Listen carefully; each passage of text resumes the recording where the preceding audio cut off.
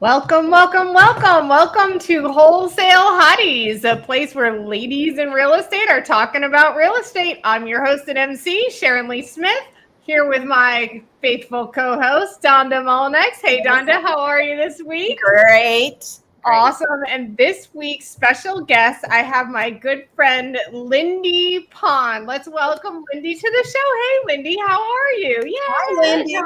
Thank you for coming.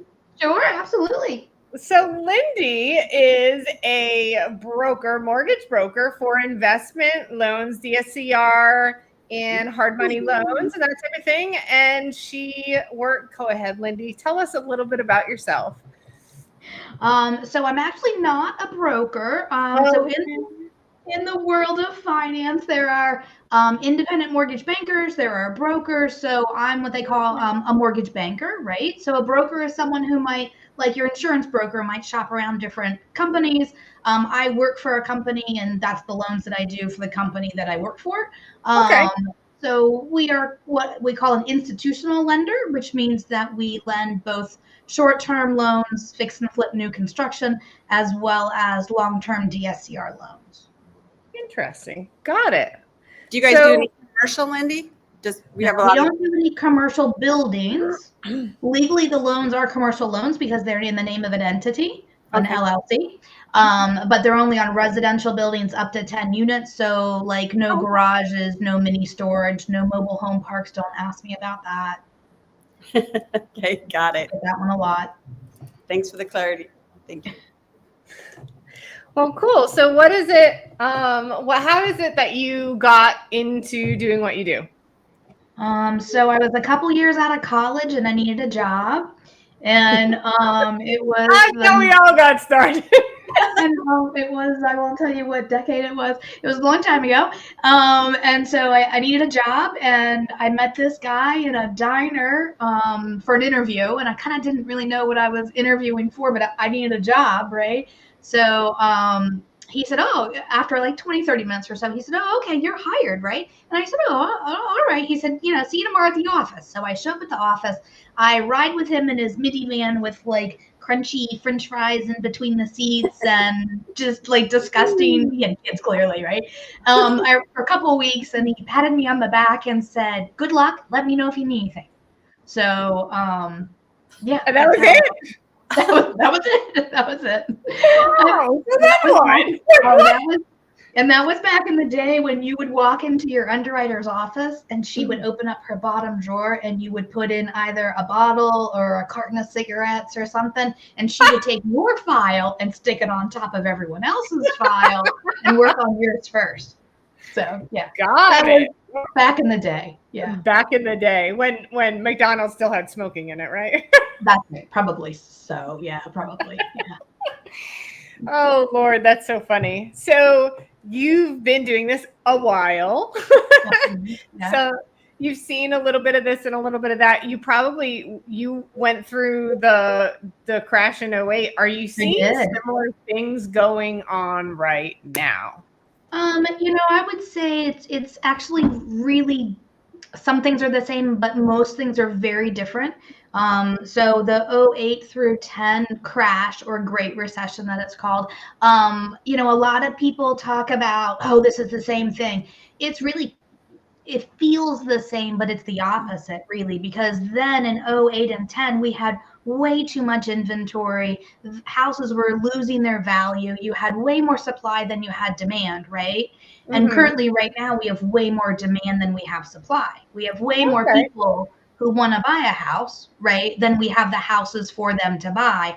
It's the exact opposite of what it was. So when you don't have enough inventory for the people that want the supply and demand in balance, right, that's what's helping push up values of homes year after year after year, is because it's supply and demand. There's not enough houses. There's more people than houses, right? Demand is higher. Right. And that's what's pushing the value up. Where in 2008, it was the opposite, right? It was a flood of houses. Houses were losing value. You couldn't give away a house, kind of thing. So it's kind of the opposite. Go ahead. I can tell you. Well, I was going to say, so why did we see that flood, though? What was it all from foreclosures? And are we starting to see those foreclosures happening now? Are we going to have that flop, or do you think, or what? No, we're not.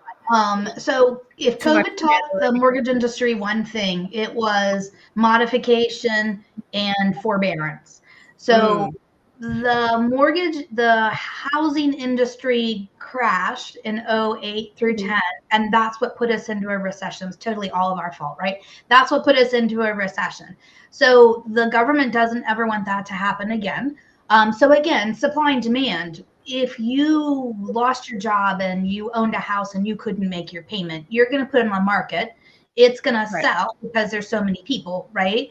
And with the amount of equity that homeowners currently have in their houses, you'd lower the price if you had to, right? But your house eventually would probably sell. Whereas in '08 and 10, houses were sitting on the market for a year and not selling because there was just too many houses, right? Yeah. So in this world, if you get into financial trouble, which happens, divorce, death, unemployment, you might have to sell your house, but odds are you're actually going to be able to sell it. So that's why you're not seeing these flood of foreclosures. The other thing is what we learned during COVID was forbearance. So mortgage servicers, there's like 4 to 5 really big national servicers in the country that service the bulk of all of our mortgages. They all learned what modification and forbearance was. In grand scheme, right? Because think how many people during COVID were in forbearance because they couldn't make their mortgage payment, right? Had that not happened, we would have had a huge meltdown of our economy because so many people would have gone to. So I don't think any large amount of foreclosures are going to happen for those two reasons, supply and demand, but also too, servicers don't want foreclosures. It costs them more money than they make. They don't want it. So they were willing to work with you. Yeah, they don't want it. They're willing to work with you more now than they ever have. Interesting. So, what are you seeing as far as new like approvals? As far as so you do mainly like DSCR and that type of thing, but in the retail market, people that are buying, you know, your hard money, your flippers and whatnot, are you seeing retail loans readily available? Are you seeing a good turnaround as far as resales and that type of thing happening? People are able to cash themselves out easily. Well, so like if we're talking about owner occupants, right? So let's say you as an investor, you buy a house, you fix it up, you put it on the market and you want to sell it, right? Odds are you're probably going to sell it to an owner occupant. Only 15% of all homes are bought by investors. 15 to 17% are bought by investors. So you got 85% by an owner occupant, right? So those loans, you know, we'll see with the new political environment that they're all about deregulation. So that might make our lives easier from a compliance standpoint, paperwork standpoint, things like that. I don't think Fannie, Freddie, FHA, VA, they're all not going to say, oh, yeah, sure, we're going to make it easier to get a mortgage now, right? So I think that'll all stay the same. We are going through spring market right now. So, you know, my friends that work for a traditional mortgage company that I talk to, they're busier than usual because it is spring market. So people are out and about looking to buy houses, right? So I don't think any big changes in the owner occupant space. Okay. All right. So would that mean then as investor, it's a good time to be buying and flipping? Or are you seeing a pivot more to buy and holds and rentals? What are you seeing for your investor buyers? Great question. I definitely see more of a pivot to the buy and hold and the build to hold.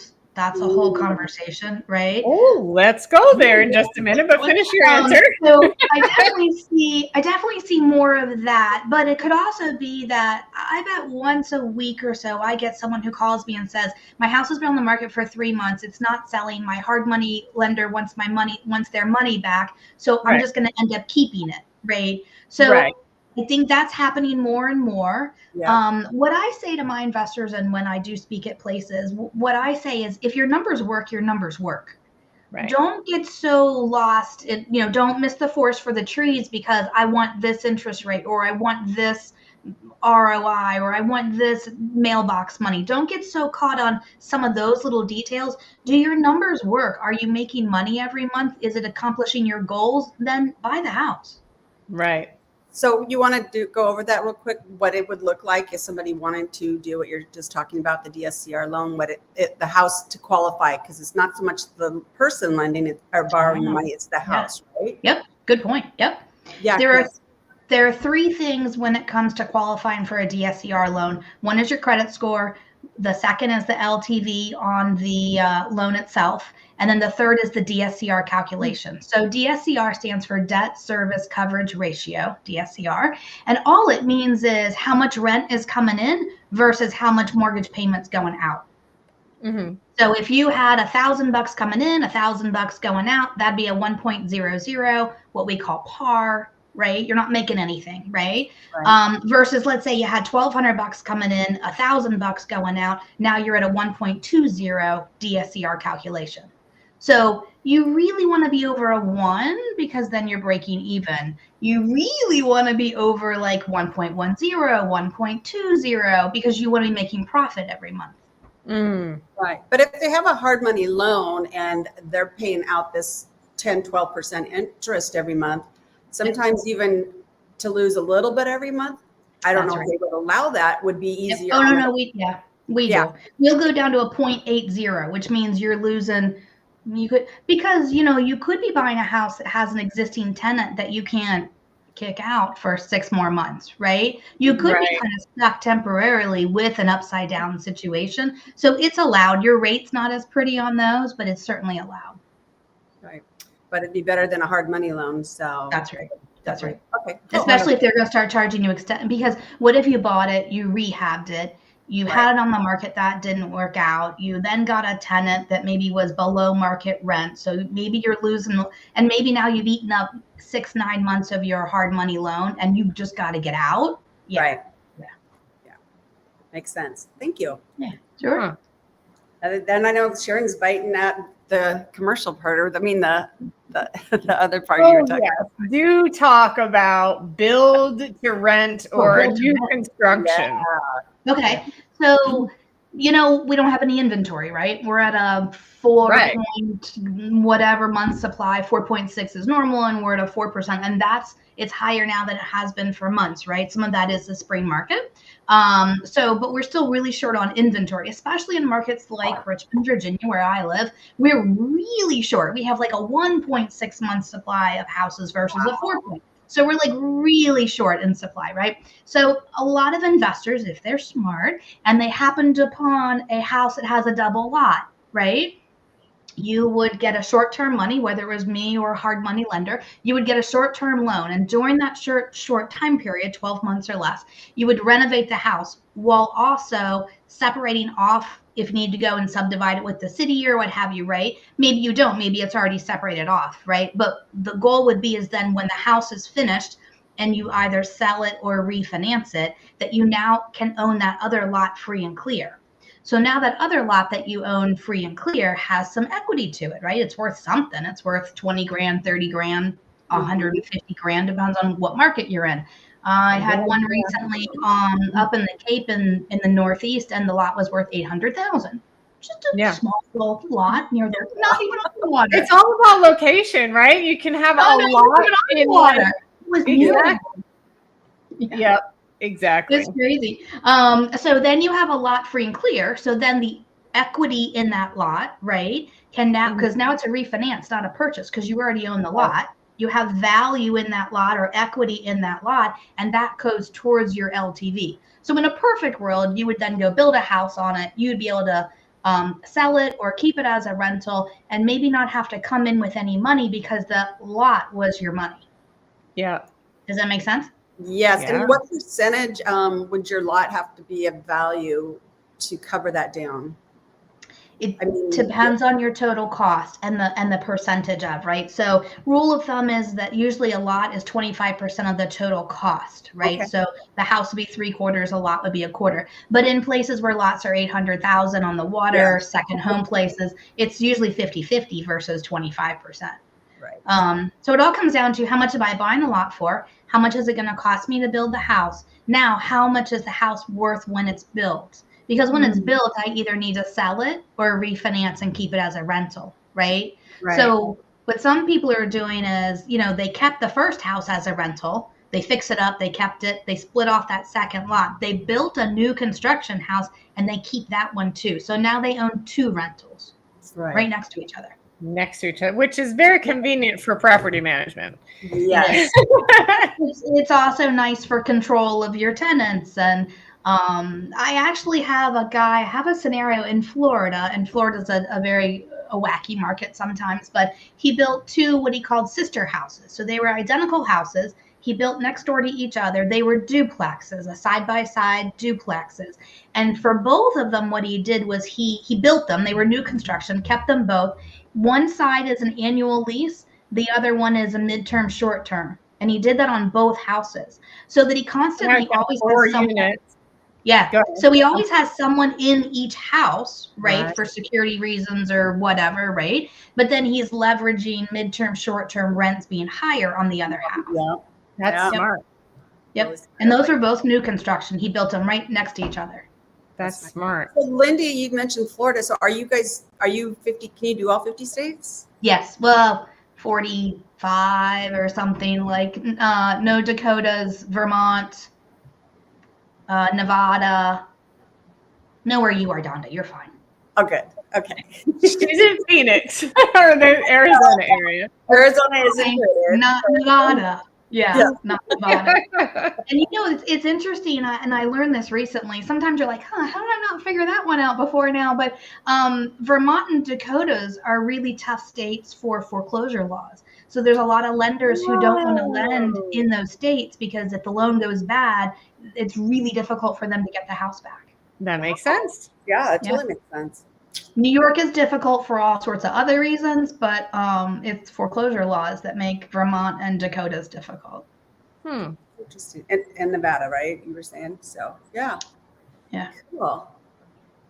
So what do you think about these guys that are developing like entire, not just individual houses built to rent, but like entire townhouse complexes, like Daniel Kleiman, you know Daniel. Yep.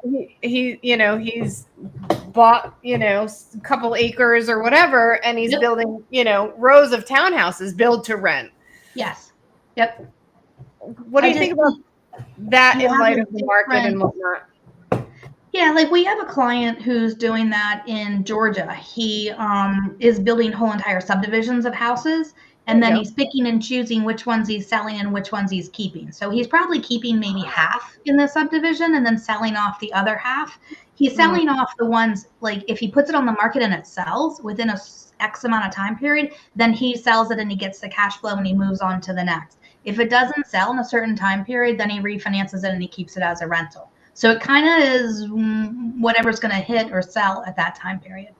So he's using it more like a pivot to an exit strategy than a clear course. Yeah, kind of like a deciding factor. If it sells, I'll sell it. If it doesn't, I got to refinance it. That's a good idea. That's smart. So on those construction loans, Lindy, are they paying interest only on those loans? Like they are. Yep. So they're usually 12 months or less. They can go 18 or 24, depends on if there's a $2-3 million build, right? Then that's going to take longer than 12 months, especially like in the Northeast where they do have weather. If they were going to start in December, that's going to be tough to dig a foundation, right? So but 12 months or less is typical. Interest only. Our interest rates range anywhere between 10 and 13, 14%. It depends on your credit score, your experience level, the loan to value that you have, those 3 things. And then we also do what's called a drawn balance, which means that you're only paying monthly interest only payments on what you've drawn off so far. Dutch interest means you're paying it on day one, the whole entire amount. For us, we manage the whole construction process. So you're only paying on what you've used. That's nice. That helps them out a lot. It does. It helps with carrying costs. Yeah, a lot. That's really nice. For sure. So what are you seeing as far as market trends right now? What's going on out there? It's a crazy world out there, wouldn't you say? I agree. Crazy. I think people have lost their minds. I think it's a mixed bag. It's a lot of mixed messages, right? I think the media, just because of the people that we have wherever the media just, grabs a hold of something and runs with it, right? But from a data factual standpoint, the data is not looking bad. The data is not looking nearly as bad as what the media is portraying the data looking like. But remember too, a lot of these reports are lagging, meaning it might take a month or 2 or 3 months for the data to really kind of filter through, right? So a few months from now, we might be in a different story because we're looking at today's. I personally think we're probably already in a recession. I think it takes months for them to identify it and deem it a recession. It has to hit, more than people will say, 2 negative growth quarters of GDP, blah, blah, blah. It's really more than that. It's about 5 different factors that go into play. So I think we're probably already in it. It feels like we're in it, right? But for us in this industry, a recession is not a bad thing. In the mortgage world, a recession is a good thing. And the fact that it lowers mortgage rates. So, inflation is coming down. Unemployment is pretty tolerant, pretty, it's still holding pretty steady, right? So we've got some things that are holding steady. We have some things that are improving. We have GDP that came out worse than what they thought, not by a crazy amount, but a little amount. So we kind of have a mixed bag of everything that's going on. From everything I read, it looks like the Fed is going to hold steady for a while, and then maybe later this year, lower rates. Again, that's good for us. So a recession, I don't want people to lose jobs, and I don't like inflation. I don't like my eggs costing. It's ridiculous. $8 for a dozen of eggs. It's ridiculous. Dude, just a hint, right before the farmer's market, the eggs are more expensive. Now they're cheaper at the farmer's market. So go to the farmer's market on the weekend. Yes. It's ridiculous. I just paid $2.71 for a dozen eggs. Yep. Really? Yeah. This around here in the grocery store, you're paying up to $7 a dozen. Mine were like golden eggs, Dondra. What were yours? Mine are golden. They must have been, because mine were just the plain old white eggs. Oh, gotcha. So I don't know. Recession has lots of negative things that come along with it, right? And we don't really want to be in a recession. And if we are, we want it to not be deep, not be long. Right? You want it to be a slight, easy on us kind of thing. But the silver lining, and my kids always, Mom, it's not a silver lining. The silver lining of recession is it tends to improve mortgage rates. Yeah, it tries to balance everything out. It's just. And we tend to see that closer to holiday time, I think, right? I think they time it to closer to the end. I swear it's like the end of the year that they always start to drop rates. And I think it's like they want. Look at that. Yeah, maybe it's in my head, but I feel like it feels that way. That's probably it. It probably is, but it feels that way to me. And it's like they want to spur on like Christmas spending, and that's like a spending. Right. Yes. And so they lower the rates, and it like triggers psychologically. People are like, oh, more money is available. Let's go ahead and spend. You know what I mean? Yeah. And so I feel like if the Fed's holding tight now, it'll probably be September, October that we start to see that shift come. That's what they're projecting. It is interesting. You're definitely seeing some points of tension. Student loan defaults are at the highest. But again, I think that is somewhat because during COVID, no one had to make a student loan. And so they lived for 3 years without having to make a student loan payment, got used to it. And then the payment was due and they're like, oh crap, I can't afford the payment, right? I already spent all my money or what have you. So student loan defaults are at an all-time high. So is credit card debt. We're over 1 trillion right now in credit card debt, which is the largest we've ever been. So there's definitely a lot of pinch points where definitely you can see the consumer is really struggling. Gotcha. Patty is in our audience today, and she wants to know, do you require appraisals? And if so, have you seen them coming back less than what you expected? That was a good question. So yes, I require appraisals because we need to know the value of the property. We need to know what we're lending on, and from a third-party source, right? So we always get appraisals. I know Pause that right there. Do you have to have an on-site appraisal, or will you do a paper appraisal? Do you know what I'm talking about? Yeah, they call it a desktop appraisal. There you go. They sit at their desk and they do the appraisal, right? Right. We get in-person appraisals. Okay. We might have a desktop review or maybe a second, like sometimes if the loan is over 2 million, we get 2 appraisals. So we sometimes have other options. But initially you always have at least that one full appraisal. We are always going to get an appraisal because again, like Dondra said earlier, these loans aren't based on your personal income. They're based on the property itself, right? And if the property itself is based on your credit score, but the property itself is the DSCR and the value, or if it's new construction, the cost and the value is very important. So we want a third party independent person, an appraiser, to tell us this is what the value is based on all this other data. And we want to see all that other data. As far as appraisals coming in higher or lower, I've been working with investors, only investors, for now maybe 5 or 7 years. I don't know. Time flies, right? Long enough that I feel like, yes, appraisals come in low sometimes. Sometimes they come in 30,000 low, 40,000 low. If it's a purchase, it tends to come in closer to what the sales price is, even if it's going to come in higher or lower. It tends to be more on the refinances that are more different than purchases. And some of that, I think, unfortunately, is us as real estate investors. We think our house we think our house is worth more than it really is. We want it to be worth more. We spend a lot of money, right? For it to be worth more. Right? So, yeah, I do. To answer your question, I'd say in any given month, out of 10 appraisals, I bet one is coming in 20, 30, 40,000 low. Yeah. Ooh, that's a big chunk. Yeah, it's not a couple thousand. If it's coming in off, it's coming in off. It's a winner. Yeah. Huh. It's a winner. So, oh wow. So what are they doing? Are they coming to the table with money in that instance, or you're talking about refund? Yeah. What? So think about that. Think about your value is 40,000 less than you thought. And now I've had the loan, the hard money loan, longer than I wanted to have it. So now I owe more in a payoff, because typically hard money loans, the interest is all added on at the end, right? Where we require monthly payments. Hard money lenders, typically it's all at the end. So think about that combination, right? My payoff is higher, my value is lower, and now I'm really being squeezed in the middle.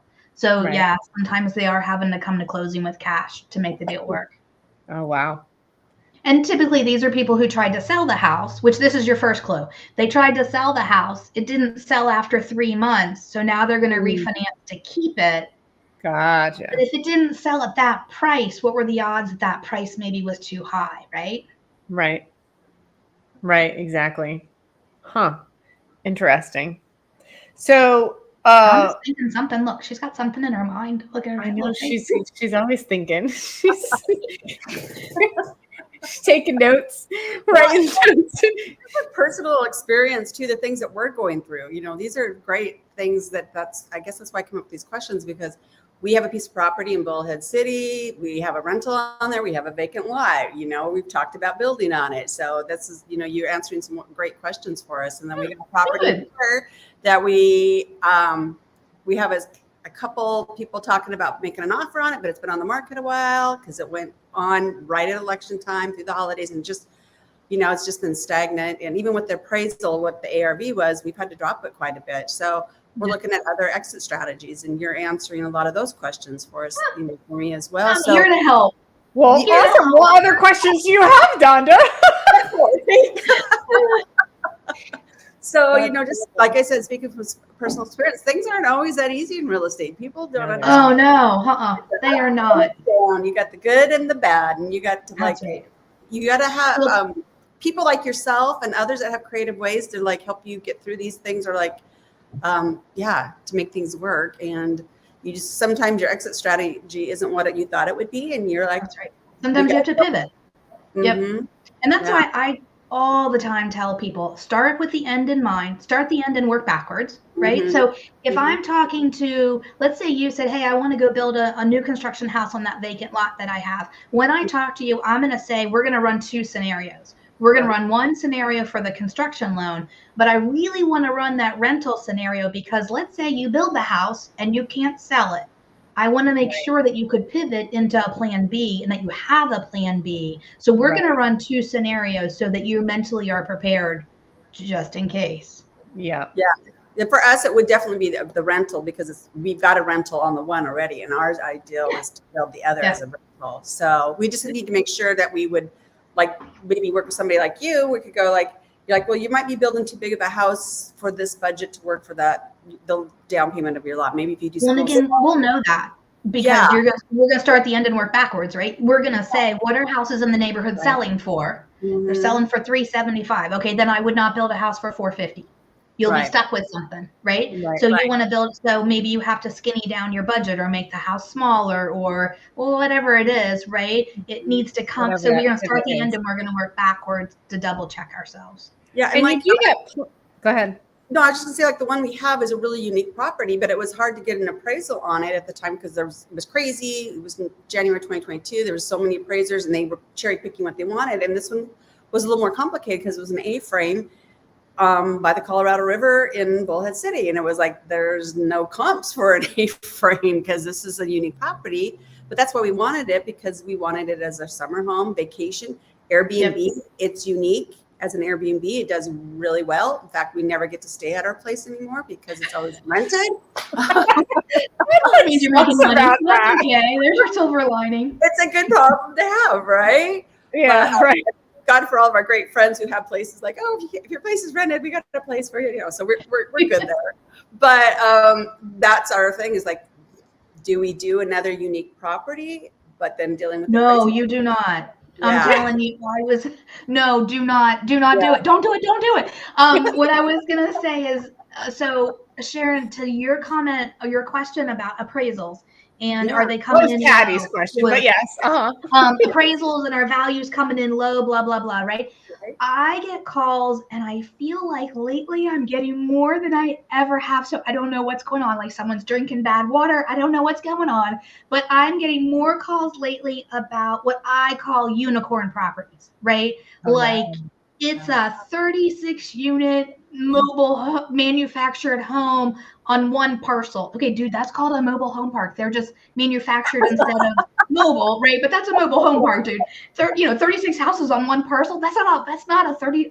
Anyhow. So, but I get people who will call and say, I have a 500 square foot house. My question is, okay, what are the other houses in the neighborhood like? Oh, well, it's the smallest one. Smallest one by how much? Like everything else is 2,000 and yours is the only 500. Then that's a unicorn. Then you're not going to be able to get an appraisal because you can't get comps for that property.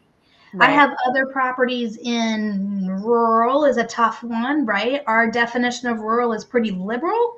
But if you can't get comps within a 5-mile radius of where the house is, you can't get an appraisal. You can't get an appraisal. We won't lend you money. So be very careful. Do not build unicorns. Do not go buy unicorns. Just be careful of unicorns. Got it. Well, by that at all. But it's going to be like our family, like pass it on to the kids for a vacation home and all that. I mean, we planned on keeping this thing forever and ever. But if you want to finance it, though, you still need to get a loan.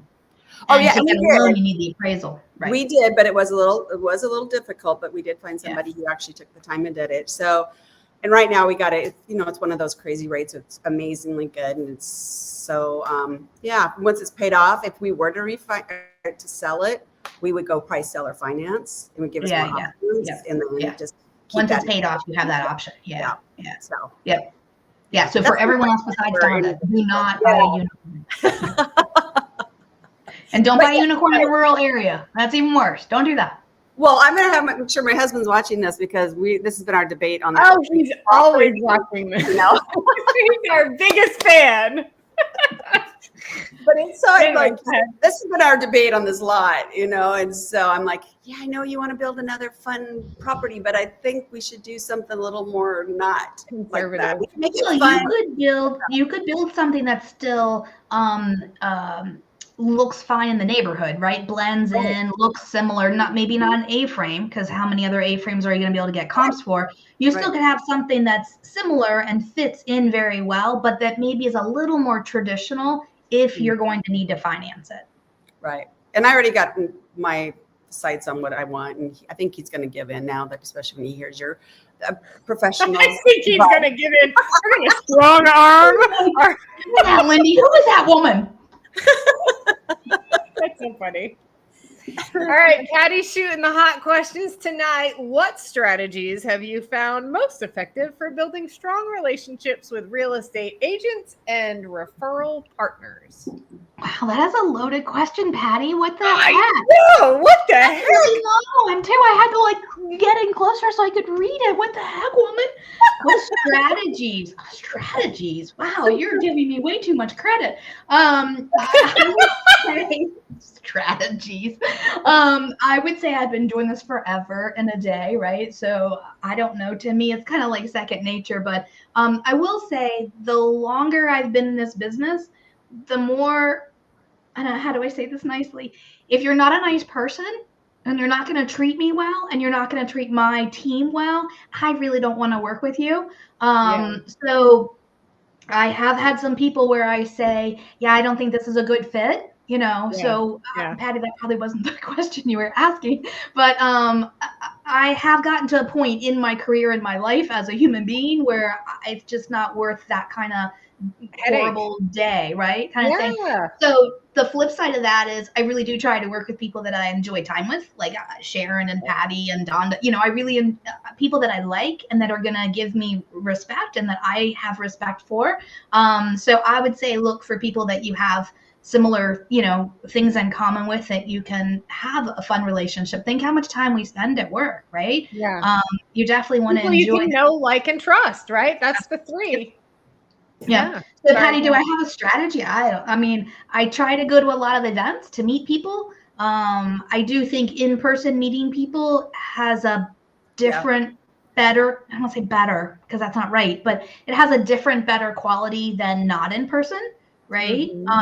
Like I have an event this Saturday. Joan Small has her Realish Saturday event, and it's this Saturday. And I'm already looking for it. I love Joan. I love Nicole. I love the whole team, right? We should do a shout out to Joan. So she's got her event this Saturday. It's from 11 to 1. Let me know if you want the address. I couldn't think of it off the top of my head. But she has fun events, and I'm looking forward to, I have my shirt. I'll have to wash it now. But I go and we have a great time, and it's kind of like hanging out with friends for a couple hours, and you happen to also be talking about real estate stuff. I mean, that's it for me. My strategy in finding people to work with is totally be myself, be my most authentic self, be, you know, as outgoing or crazy or whatever that I am. And people will like me or not like me and just naturally attract. It's okay if they don't like you. I'm sure there's some people who don't think I'm funny, and that's okay. There's a whole lot of other people who do. It's fine.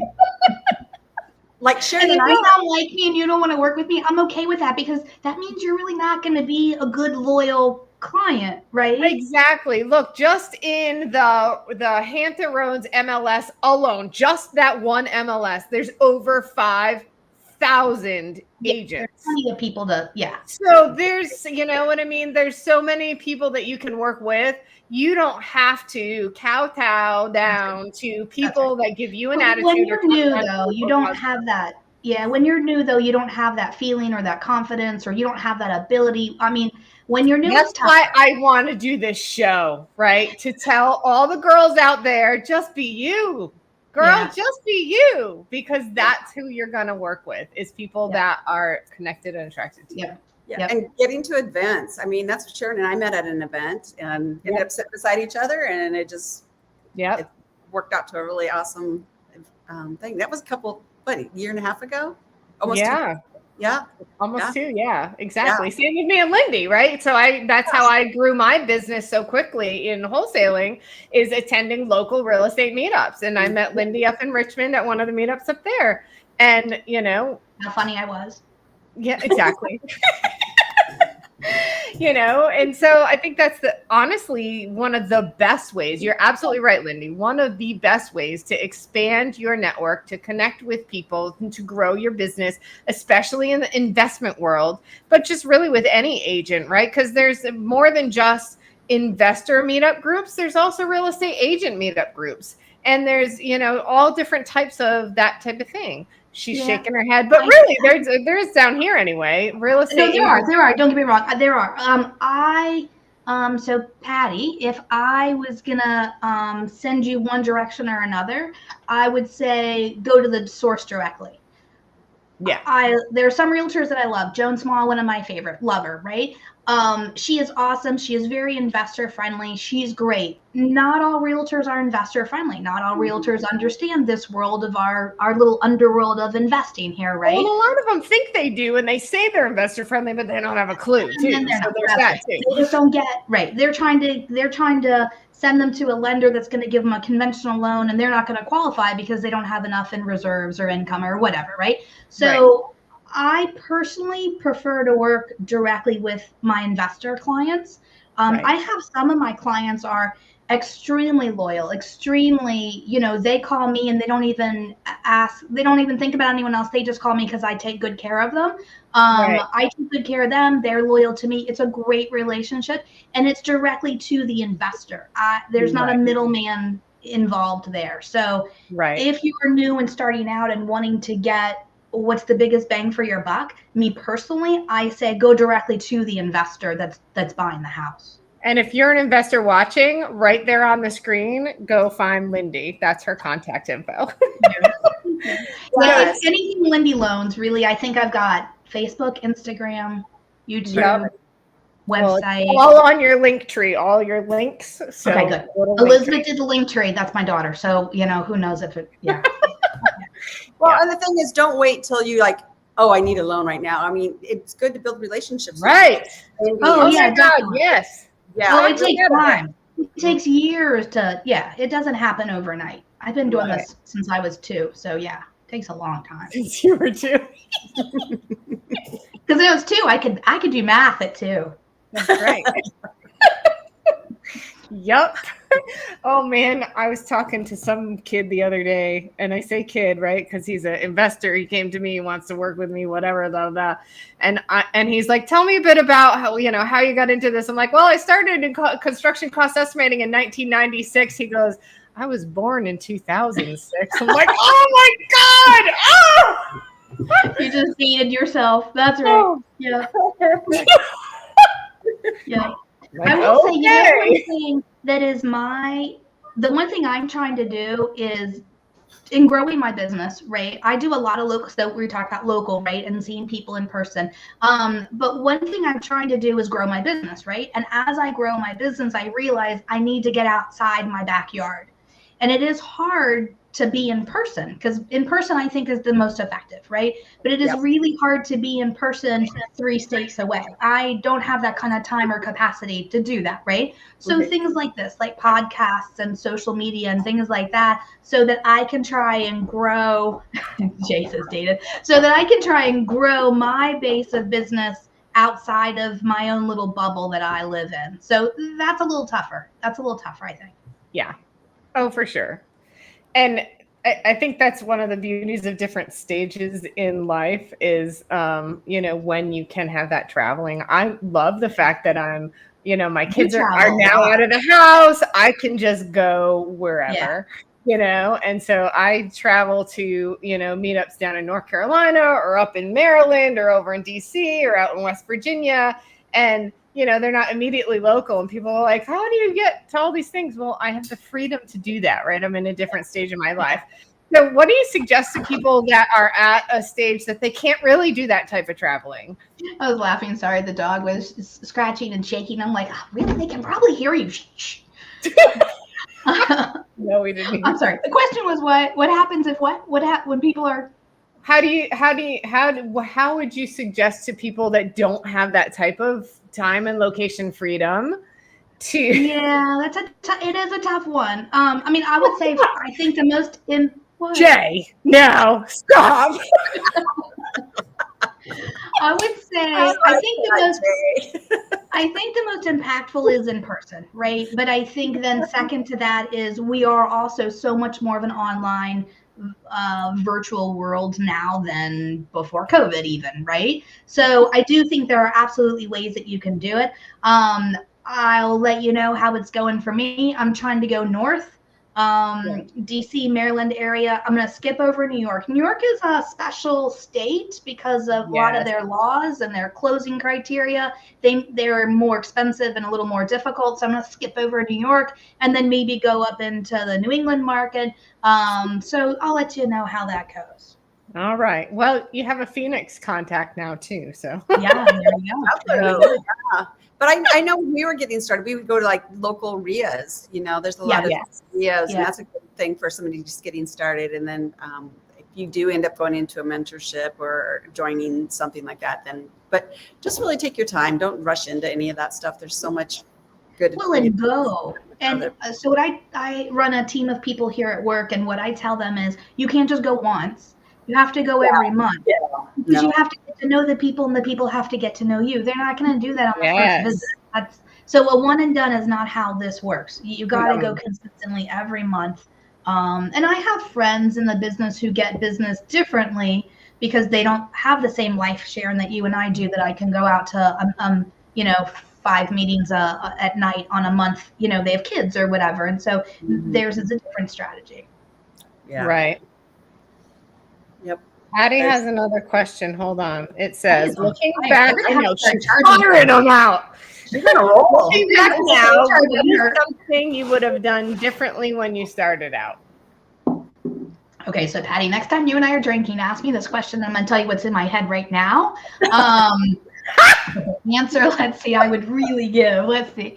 What would I do differently? I actually, you know what? I really like working with real estate investors. I haven't always. I've been doing mortgages for 20 plus years, right after college. I don't know that I really know anything else. It's been my whole career. And I started out in renovation. I used to run national renovation lending divisions, right, for a couple of large. And I traveled a lot, and I really like rehabbing and fixing houses, but it always was for owner occupants. And then when I realized this whole other world existed of these investors, it really is another world, right? And all this stuff, right? So looking back, I would have gotten into this niche much earlier on. This niche didn't exist though when I first started. This niche didn't exist when I first Patty, you're a bad girl. Bad girl. This niche didn't exist when I first started, so I couldn't have done it then. But I will say my whole career, I've worked different niches. Well, when the niche starts to dry up or it doesn't work out, I pivot to a different niche. But niches for me have worked really well. Find something that you're passionate for, that you're good at, and really dive deep into it. Yeah. Yep, absolutely. Just like us investors need to be pivoting to different models, right? And so rather than flipping and selling, that's right. Exactly. Yep. No to pivot to the rental. Absolutely. Yep. So what advice would you see what you got, huh? That's right. What advice would you give to the investor that is brand new, just walking onto the floor, just looking around like, oh, here's that whole new world, right, that you just talked about? Like, where do I get started? What do I do first? What's your advice to that person? So if you go onto my YouTube channel, I do have a couple videos. They're old, so no judgment on who knows what I look like, no judgment. And who knows how, I don't know what they look like, but there were a couple videos I did in the beginning that were just for new investors, right? So one thing I talk about is credit score.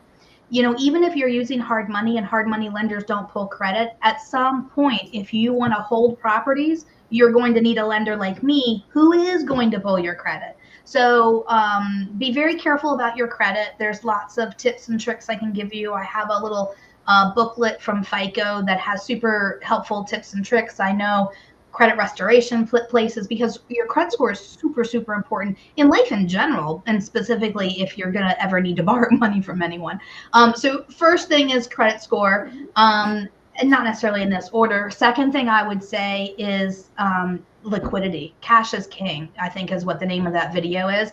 And if you don't have two nickels to rub together, you need to go do something to get the two nickels to rub together, because if you don't have money, it's a different it's a different path than if you do have money, right? If you don't have money, can you make it work? Sure. There's probably a hard money lender who maybe would only require 10% down, that maybe would let you do this, maybe would let you do that, but you're certainly not going to get the best terms. Or right? go wholesale first to get some capital. That's right.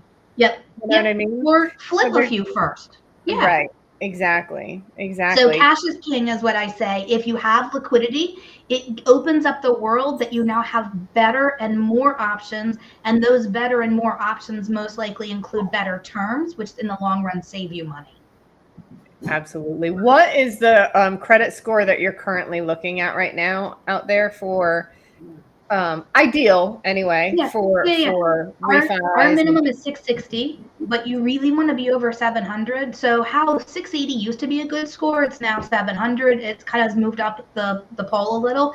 When you get to 700 and over, you then get better terms. You know, now at a cash out refi, you can be at a max 75%. If you're at a 660, you're going to be at 70%. So you just lost 5% right there. So that's why I'm saying credit score matters. You're going to do better. You're going to make more money if you have a better credit score. And then same thing with liquidity. It gives you more options. Can you bring a partner in that has like a better credit score?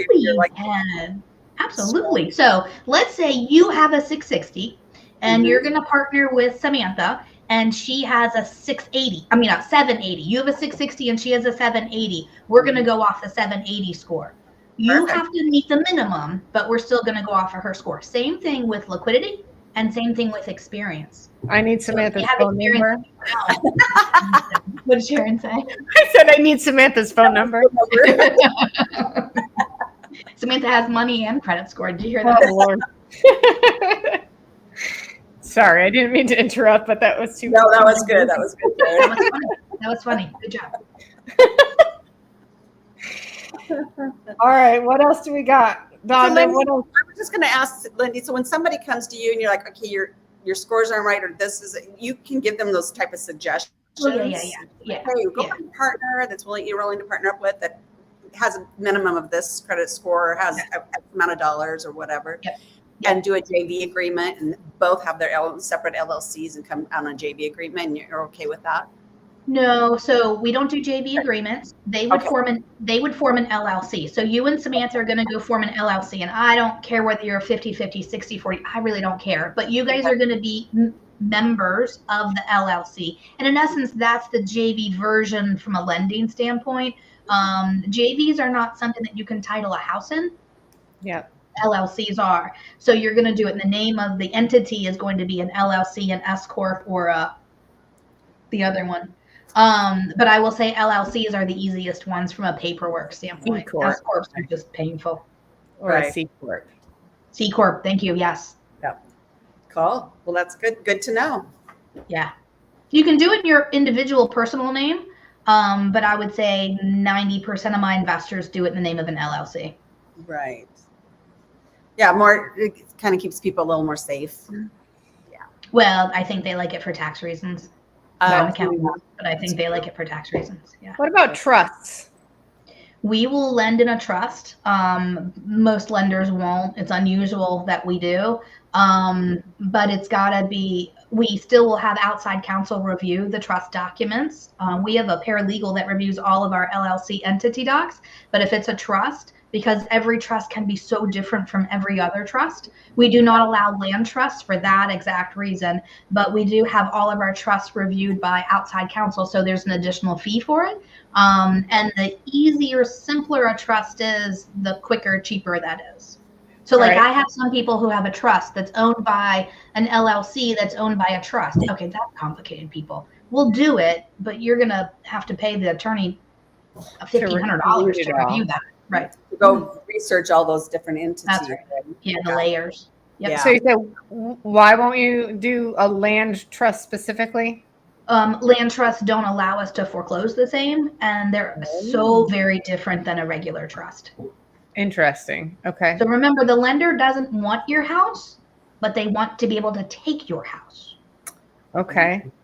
So if you stop making your payments, I really would rather have your payments than the house. I really 100% want your payments and not the house. But if you're not going to make those payments, I'm going to come get the house. And so the house has to be easy enough for me to get for me to want to lend. Does that make sense? Yep. Absolutely. Yeah. So no Vermont. Yeah. No Vermont.